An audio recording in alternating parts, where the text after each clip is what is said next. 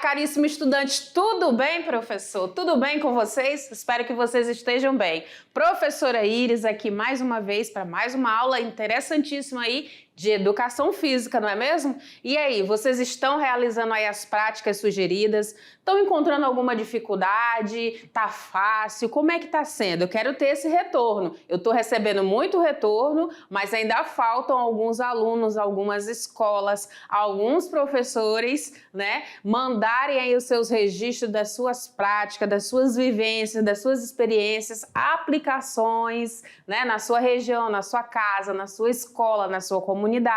E aí eu quero acompanhar e me sentir mais pertinho de vocês, certo? Tranquilo? Então conto com vocês, certo? E hoje a nossa aula é a aula de número 12, né? Uma sequência aí de aulas muito boas, muito bacanas, que dá para levar para a vida. E hoje a nossa aula ela vai falar aí da atividade física, né? Sendo utilizada aí no tratamento de doenças. Então, bora ver a nossa temática de hoje? Então, confere aí comigo nesse slide. Então, uma aula de número 12.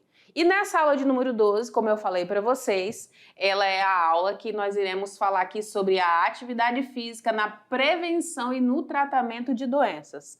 Como que eu consigo me manter em equilíbrio, né? Realizando as atividades que eu realizo. Seja aí atividades cognitivas, né? Como os estudos, sejam atividades aí físicas, né? Sejam atividades do cotidiano, da vida diária, do meu trabalho, aonde quer que eu esteja, correto? E aí, para a gente conseguir falar sobre essa temática, a gente precisa saber quais são as habilidades da aula de hoje.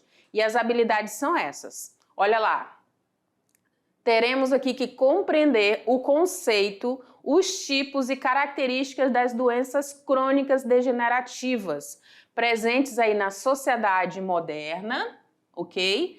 E tecnológica também, reconhecendo a importância do hábito saudável. Isso aqui a gente tem que levar para a vida, né? E da prática da atividade física também na prevenção e no tratamento dessas patologias. Uma segunda habilidade para essa aula será conhecer as diretrizes para a prática sistematizada da atividade física, recomendadas para a prevenção e diminuição dos fatores de riscos inerentes à hipertensão arterial, às doenças cardiovasculares e também alguns tipos de câncer.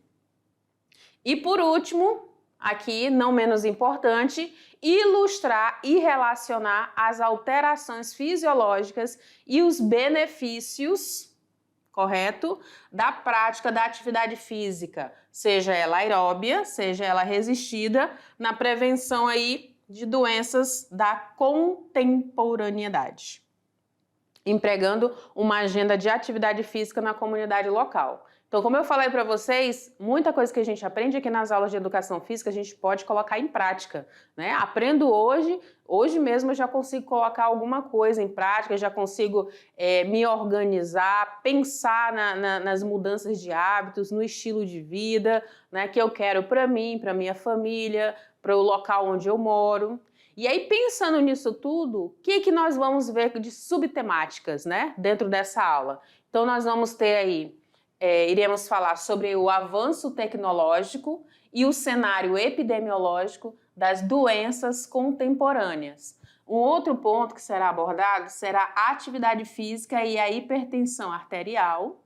Um terceiro ponto, a atividade física e as doenças cardiovasculares e também a atividade física e o câncer. Teremos ainda diretrizes para a prática da atividade física sistematizada e, por último, dicas para a criação de uma agenda preventiva da atividade física na comunidade, certo? Então, bora lá para a primeira subtemática sobre o avanço tecnológico e o cenário epidemiológico das doenças contemporâneas, né?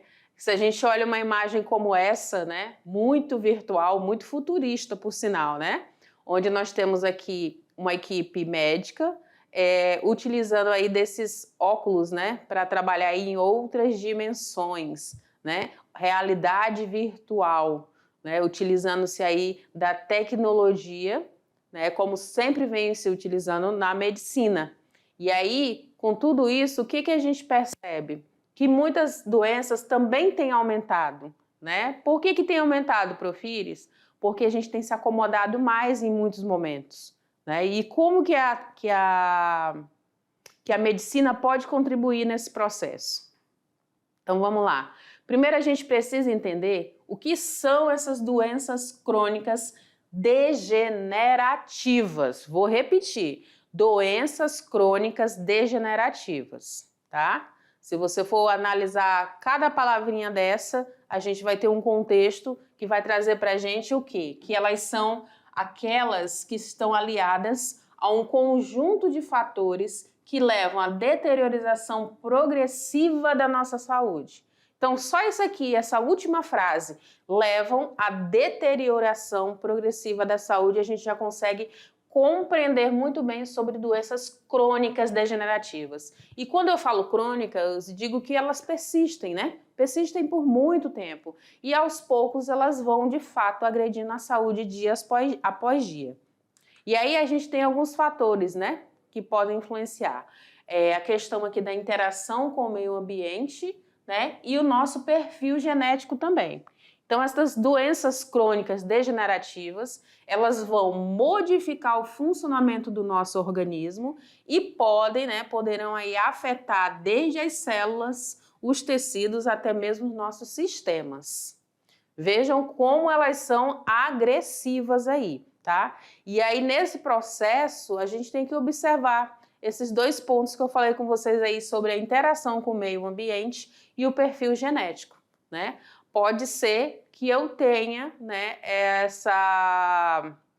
como chama, que eu possa ser levado pelo ambiente onde eu estou, pela região onde eu moro, ou as atitudes de uma comunidade, ou do bairro, ou da cidade, né? As pessoas tenham condutas em que me levem a comportamentos errôneos com a minha saúde, não tenha tanto cuidado, né? E pode ser também que eu esteja num local onde não tenha, por exemplo, saneamento básico, onde não tenha uma estrutura muito boa, isso também vai influenciar aí na minha saúde, né? Por outro lado, eu tenho a questão do perfil genético, onde eu tenho uma predisposição para carregar aí, né, alguns genes, algumas doenças, né, que já existem, já são pré-existentes aí na família, pode ser que eu venha a ter também, né? Eu tenho uma predisposição. Vai depender se eu vou seguir também os comportamentos que a minha família tem, né, as atitudes, né, com relação à minha saúde. Então, muita coisa está em jogo aí, certo? Muito bem. Essas doenças degenerativas, elas vão acometer aí diversos tecidos corporais de forma diversificada. Que locais que elas podem atingir, né? Então, elas podem atingir aí o sistema nervoso central, o sistema muscular, o sistema endócrino, o sistema cardiovascular e o sistema esquelético também. Ou seja, o corpo todo pode ser atingido, pode ser agredido aí por essas mais diversas doenças. E quais são, prof, essas características dessas doenças, né? Como que eu vou identificá-las? Então, dentre essas características, eu primeiro percebo que ela não é transmissível, tá? Ela não é transmissível. E por isso são conhecidas como DANTs, ou doenças e agravos não transmissíveis, correto? Muito bem. Ela é silenciosa, ela afeta as células do nosso corpo de uma forma contínua. Lembra quando a gente viu lá no início falando sobre a definição do que seriam essas doenças degenerativas, que elas vão aí nos prejudicando de forma progressiva? Essa forma progressiva também se chama forma contínua, né? Com o passar do tempo aí. Ela é irreversível, tá? E os sintomas e agravos aí dessas doenças são progressivos. Olha a palavra de novo, progressivo e contínuo, né? Vai só aumentando com o passar do tempo, certo? Elas podem limitar nossas funções básicas, tá? Como, por exemplo, o nosso movimento, a nossa respiração e até mesmo o nosso raciocínio. Então, a gente tem que ter um cuidado especial com relação a essas doenças crônicas, né? Que comportamentos que eu devo ter para evitá-las, né? Ou fazer com que elas demorem a chegar, né? Se eu já tiver uma predisposição. Um outro ponto importante é que a falta de tratamento e a adoção de comportamentos ou até mesmo de hábitos saudáveis, de falta, né, desses hábitos, podem levar aí à morte. Então, quanto mais tempo a gente ficar por aqui de forma saudável, melhor, né? É o mais interessante. Essas doenças, elas são multifatoriais, tá? Então, como eu falei para vocês, elas são causadas aí por um conjunto de fatores. Podem ser aí de ordem genética, pode ser aí com relação a minha ou a sua, né?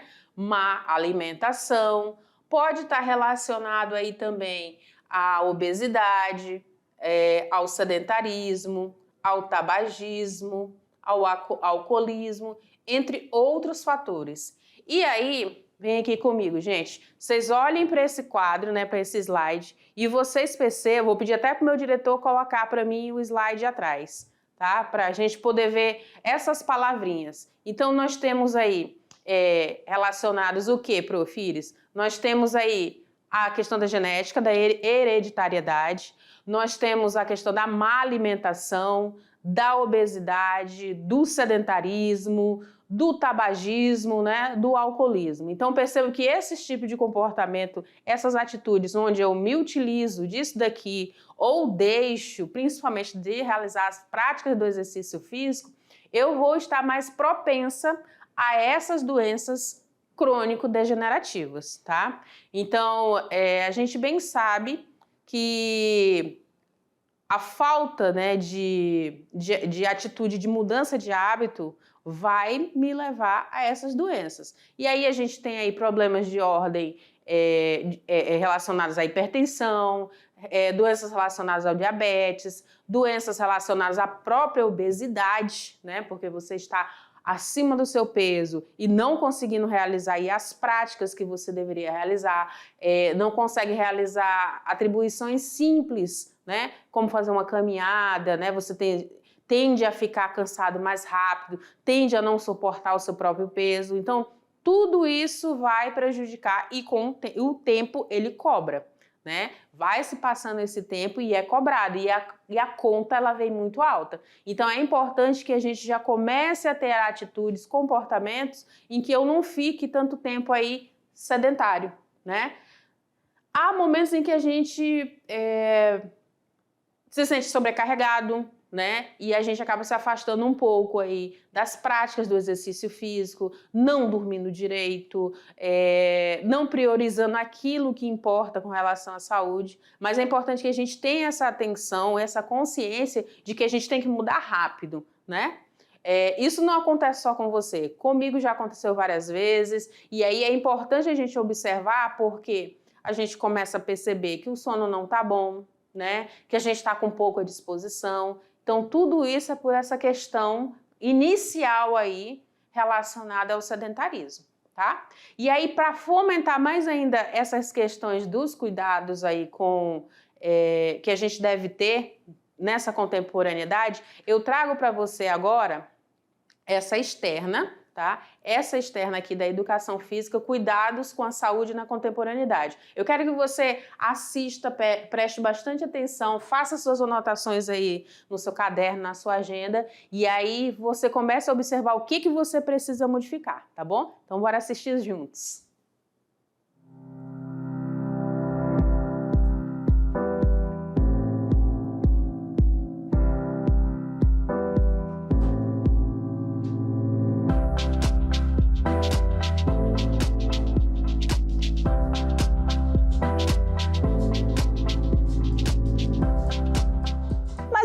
A gente tem ouvido falar em imunidade, não é mesmo? Além das vitaminas, inclusive o sol, que é uma fonte natural de vitamina D, que ajudam a elevar a nossa imunidade, a atividade física é super necessária, principalmente para evitar doenças degenerativas. Dados divulgados pelo Ministério da Saúde afirmam que o sedentarismo atinge quase metade da população brasileira, cerca de 45,9%, e é responsável por 13,2% das mortes no país. Se você gasta menos de 2.200 calorias semanais, considere-se uma pessoa sedentária, ou seja, que não pratica atividade física e por isso tem um gasto calórico reduzido.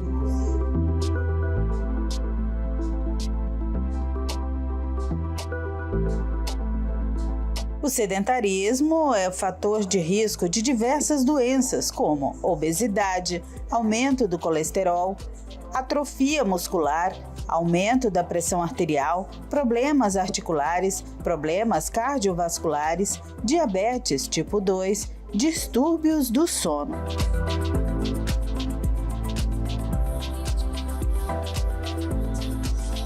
E quem pensa que na infância o sedentarismo não causa nada, se engana. Risco de desenvolver pressão alta, diminuição dos hormônios de crescimento, problemas respiratórios.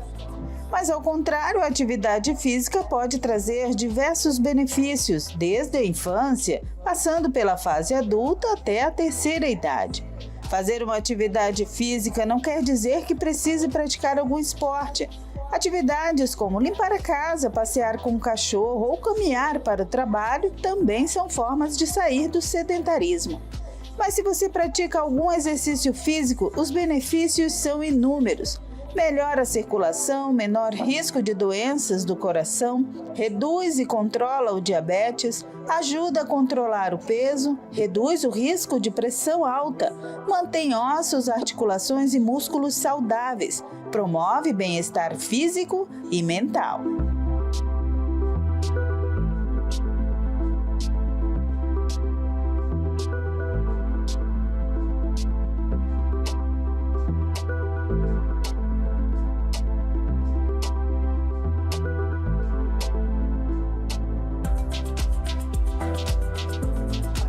A prática da atividade física pode começar de forma moderada, com uma caminhada de meia hora por dia, usar as escadas ao invés do elevador, por exemplo.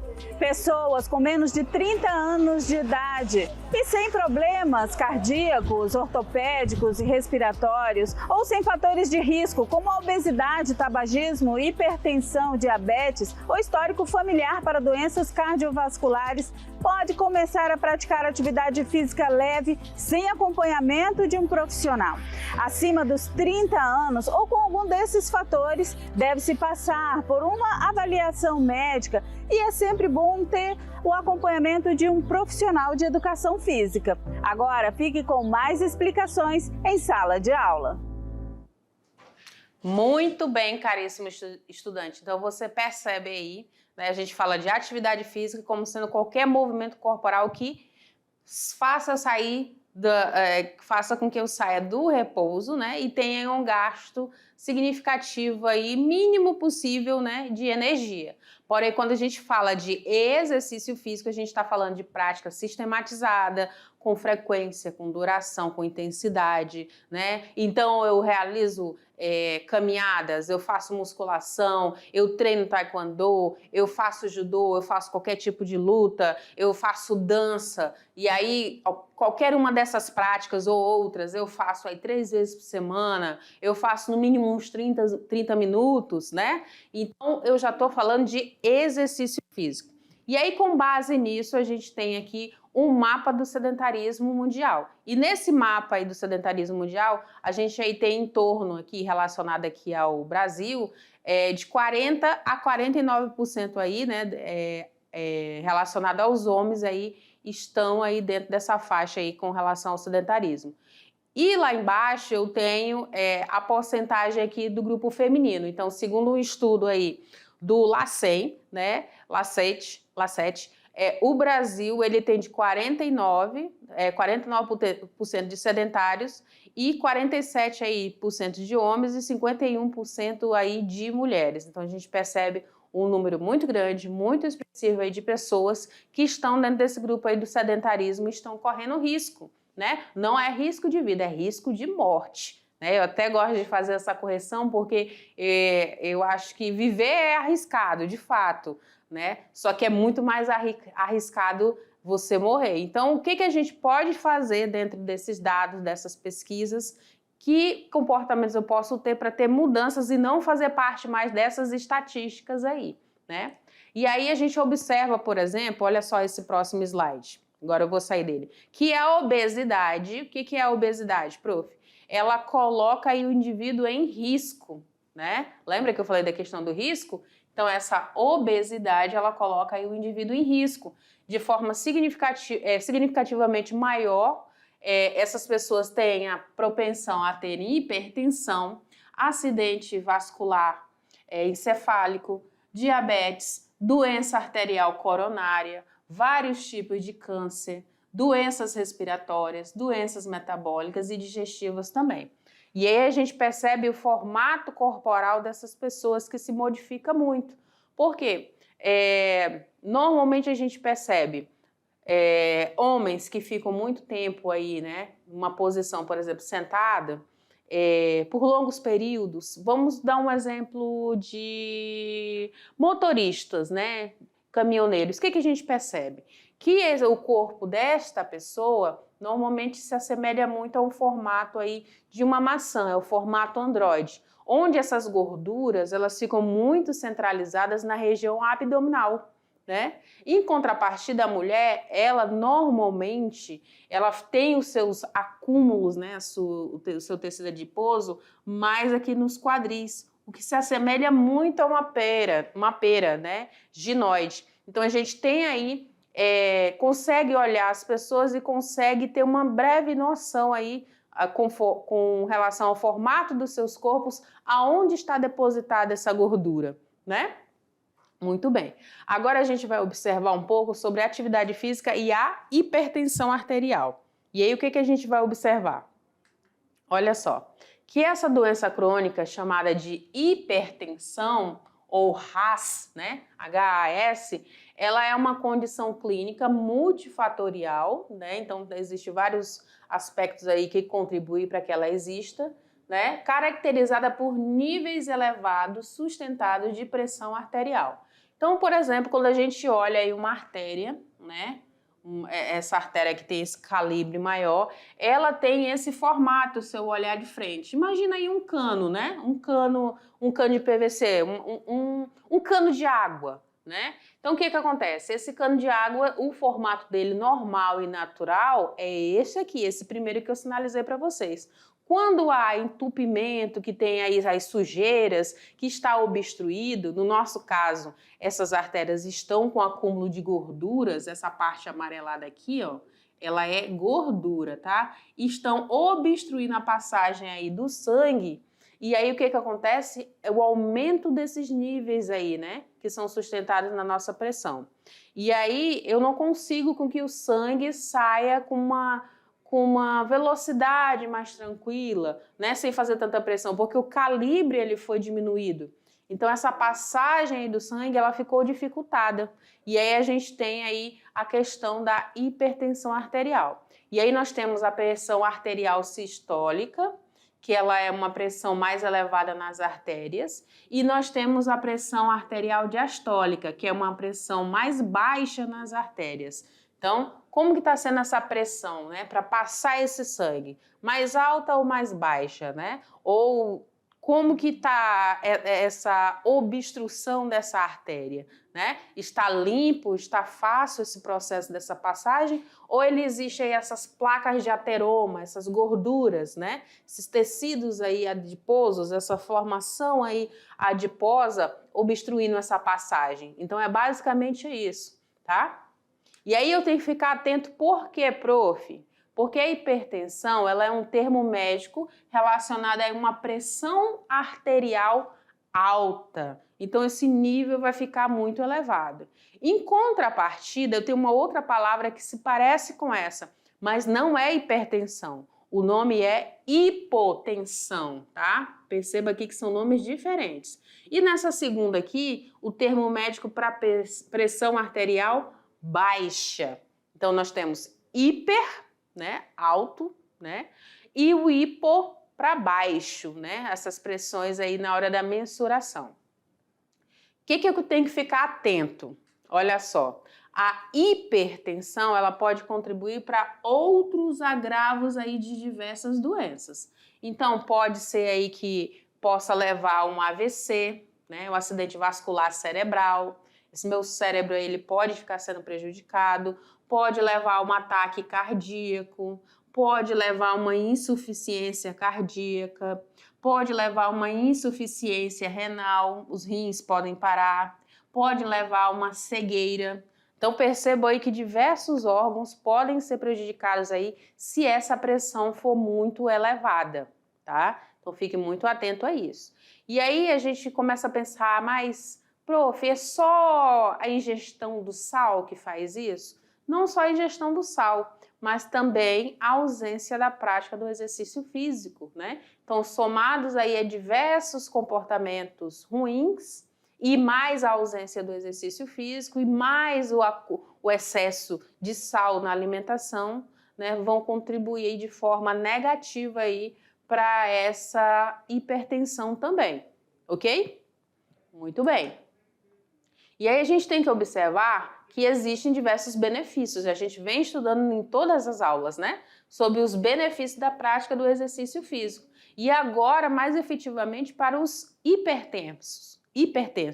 O que pode acontecer? Eu posso ter a diminuição dessa pressão arterial em repouso, então esse indivíduo ele vai ter batimentos cardíacos mais tranquilos, não tão acelerados, ele está em repouso, ok? Eu posso ter a diminuição da resistência periférica, tá? Eu posso ter aí também o aumento do volume plasmático nos capilares sanguíneos. Eu posso ter aí a estabilização dos níveis pressóricos em exercício. Eu posso ter ainda a diminuição dos índices lipídicos na corrente sanguínea.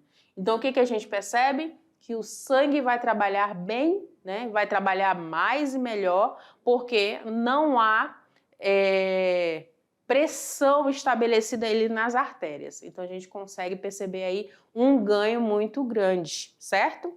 E aí, a gente também tem agora um outro ponto que é a atividade física e as doenças cardiovasculares, né? A gente está falando agora de coração. Como que fica, né? Então, a gente tem aí as doenças arteriais coronárias, né? E o que ocorre? Ocorre aí a formação de placas de gordura nas paredes internas das artérias. Lembra que eu falei ainda agora ali do calibre ali das artérias que pode ficar obstruído por conta de essa gordura, esse acúmulo que fica aí na lateral das artérias? Eu até sinalizei para vocês a questão de um cano de PVC que estaria obstruído. Pois é, a gente está falando disso, eu estou falando agora dessa formação de placa de gordura nessas paredes internas dessas artérias, ou desse cano, simbolicamente, né? O que eu observo? Que há um estreitamento, né? Então, a passagem fica mais apertada, né? Das artérias coronárias, dificultando aí a passagem do fluxo sanguíneo, que foi o que eu mencionei para vocês agora há pouco, certo? Muito bem. O que mais? E aí tudo isso pode ter alguns fatores de risco correlacionados, como o quê? A hereditariedade, o estilo de vida, né? O tabagismo, a má alimentação, o sedentarismo e o estresse. Então tudo isso vai contribuir aí para que haja essa formação dessas placas de gordura nas paredes internas da artéria coronária, a artéria aí do coração, tá? Então nós temos aí o que mais? Temos aí a dificuldade, né, da passagem desse sangue na artéria, tem aí, ocorre a isquemia cardíaca, ou seja, a ausência de sangue suficiente no miocárdio, né, no nosso coração. Nós temos aí um sinal importante que seria o quê? Uma dor intensa no peito, né, uma angina de peito. E aí eu tenho que lembrar vocês e alertar vocês sobre uma coisa. O que seria? Que essa dor percebida durante os períodos de esforços físicos, estresse ou quando as demandas impostas ao coração, elas são maiores, tá? Então a gente tem que ficar muito atento a isso também, tá? Ainda falando sobre essas doenças coronárias e mais especificamente sobre os benefícios da atividade física, a gente pode observar aí a hipertrofia do coração, onde o que eu percebo? Uma melhora, né, na contratilidade e no aumento da capacidade do trabalho cardíaco, né? Então eu vou conseguir executar todas as minhas atividades físicas sem que o meu coração fique reclamando, né? Sem que haja aí um incômodo nas minhas artérias e no meu coração, ok? Eu tenho um fortalecimento aí desse meu coração, ok? Eu tenho também o aumento do diâmetro dos vasos coronários, o que vai levar a uma maior capacidade de fluxo sanguíneo nas artérias coronárias. Então, perceba aí como a prática do exercício vai contribuir muito aí nesse coração. O que mais, prof? Eu também posso observar a diminuição do colesterol, né? O LDL-C e o C total. Então, eu vou ter diminuição aí do colesterol, o que é muito bom para mim, né? E também em relação à ação ele tem a ação anti-inflamatória e vai melhorar a função endotelial. Então, percebam como, vem aqui comigo, vou entrar aqui nesse slide, como que a prática do exercício físico vai contribuir com todas essas ações aqui. Eu tenho a facilidade, né, essa limpeza aí nessa artéria, né, porque eu estou evitando ou estou eliminando a possibilidade de ter essas placas de ateroma aí nas artérias, nesse calibre vai ficar facilitado. Eu tenho aí esse fortalecimento aí dessas artérias, eu tenho o aumento aí do diâmetro desses vasos coronários e eu tenho também, eu vou contra as ites, né, as inflamações aí nesse coração também, no corpo de um modo geral. Porque tudo foi fortalecido pelo exercício físico e pelas mudanças de hábitos que eu tomei, certo? E aí a gente entra agora num outro subtema, que seria o quê, Prof. Iris? Atividade física, né? A atividade física e o câncer. A gente já observou aí essa atividade física para a hipertensão, né? Para as doenças do coração. Agora a gente vai observar aí para o câncer. E aí o que eu poderia sinalizar para você? Vou deixar agora o slide bem aberto para você observar. Então, olha só, o câncer, ele é um conjunto de mais de 100 doenças. Então, a gente começa a observar aí que está surgindo muito, né? Então, a gente começa a ver se, nossa, câncer disso, câncer daquilo outro, porque existe mais de 100 tipos, né? Dos mais variados graus aí, intensidades. E ele tem em comum o crescimento desordenado das células, as quais elas invadem aí os tecidos e os órgãos, podendo aí espalhar-se para outras regiões do corpo. E a gente observa aí nas evidências científicas que a atividade física, ela vai contribuir de forma muito interessante na prevenção e também na redução desses riscos de desenvolver aí diversos tipos de câncer, certo? Muito bem. Tem até a campanha, né? Outubro Rosa, Novembro Azul, né? Que tem relacionado aí a essas fitinhas, né? Nós estamos em outubro, né? Então, é o mês de prevenção ao câncer, aos cânceres aí de mama, né? Câncer, de um modo geral, relacionado ao público feminino. E no mês de novembro, a campanha é relacionada aos cânceres comuns aí para o grupo masculino. E aí a gente observa alguns mecanismos do efeito protetor do exercício físico, né? Sobre o risco de desenvolvimento dos cânceres. Então, vamos observar aqui.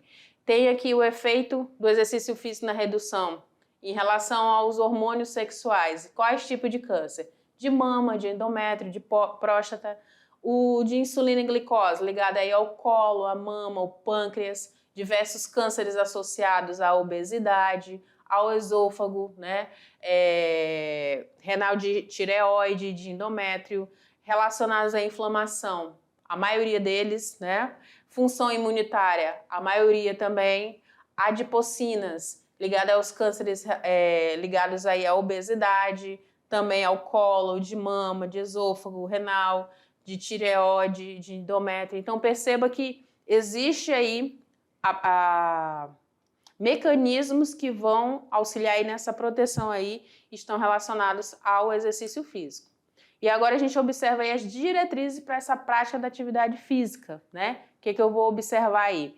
Eu posso me utilizar aí de aquecimento, né? Esse aquecimento eu posso aumentar ele de forma gradativa, tanto na frequência cardíaca como na respiração. Eu posso preparar a pessoa aí para um funcionamento eficiente e seguro do coração, dos vasos sanguíneos, dos pulmões, dos músculos durante esses exercícios mais vigorosos. E aí é importante lembrar que um bom aquecimento ele pode reduzir as dores sentidas nos músculos, nas articulações, nos primeiros estágios de programa de exercício físico. Então, quando eu vou iniciar a prática do exercício, eu me utilizo aí do aquecimento, certo?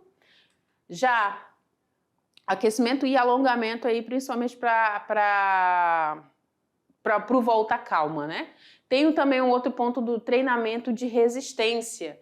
E nesse treinamento de resistência eu vou observar aí que há um programa de exercícios físicos planejados para melhorar essa capacidade, a eficiência dos sistemas cardiovascular, sistema respiratório e sistema metabólico. Então, quando eu trabalho exercícios que são voltados aí para reforçar e melhorar a resistência física, eu tenho ganhos nesses campos, como sistema cardiovascular, respiratório e metabólico, ok? No treinamento de força, eu tenho aí benefícios para quase todas as pessoas, independente do gênero, da idade ou do esporte, né?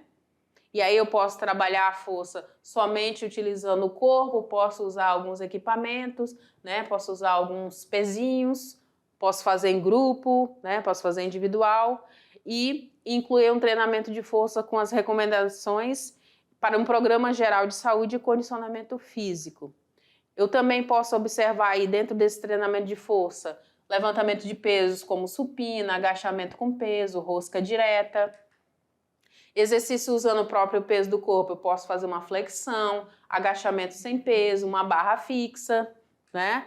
Exercício usando elástico de resistência para trabalhar, né? Eu posso utilizar a rosca direta com elástico, a remada sentada com elástico, tudo isso trabalhando a resistência, tá?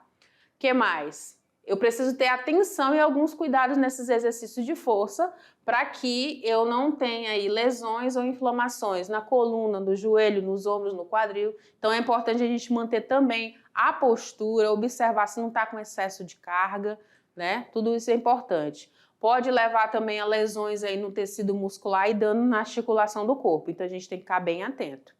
Quando eu falo de treinamento de flexibilidade, assim, eu gosto de todos, mas de flexibilidade eu tenho uma apreciação maior. Então, você vai realizar exercícios aí onde você vai segurar por um tempo de 30 segundos, né? Cada exercício e preferencialmente vai realizar exercícios aí após exercícios aí de resistência, né? Muito bom. E aí agora eu trago para você algumas dicas, né, para uma agenda preventiva de atividade física na sua comunidade. Como o quê, prof? Então, na dica 1, você pode fazer um treinamento de força, saber qual a carga ideal para o momento de avançar o seu peso, né? E aí eu já deixo essa pergunta para você. Você sabe algum treinamento de força? Então, você pode utilizar uma quantidade máxima do seu peso, repetição máxima, né, e vai encontrar a força máxima. Você pode aí utilizar o início de um programa de treino, também metade da carga da força máxima e realizar aí no máximo 10 repetições antes que ocorra uma fadiga, um ponto correto. O aumento dessa carga ele está relacionado ao peso, ao número de séries, e se for capaz de realizar sem fadiga, uma quantidade maior de repetições, ok? Vou diminuir a carga se for capaz de levantar a carga menos de 8 vezes na primeira série, certo? Uma outra dica aí para o final do treino, diminuir lentamente a intensidade da atividade. Uma interrupção abrupta, uma sessão de exercício de resistência, faz com que o sangue se acumule nas pernas e pode resultar aí de tontura e até mesmo um desmaio. Então, nunca pare o exercício de forma rápida, tá? Vai desacelerando. Os níveis de hormônios ficam elevados, a catecolaminas, e podem provocar aí também uma arritmia cardíaca fatal. Então a gente não quer isso, certo? E aí eu trago para você no nosso momento Exercite-se Mais. A proposta de hoje será aqui com 2 grupos de exercício. Um será flexões simples, você vai utilizar somente o seu corpo. Como, prof? 3 vezes, tá?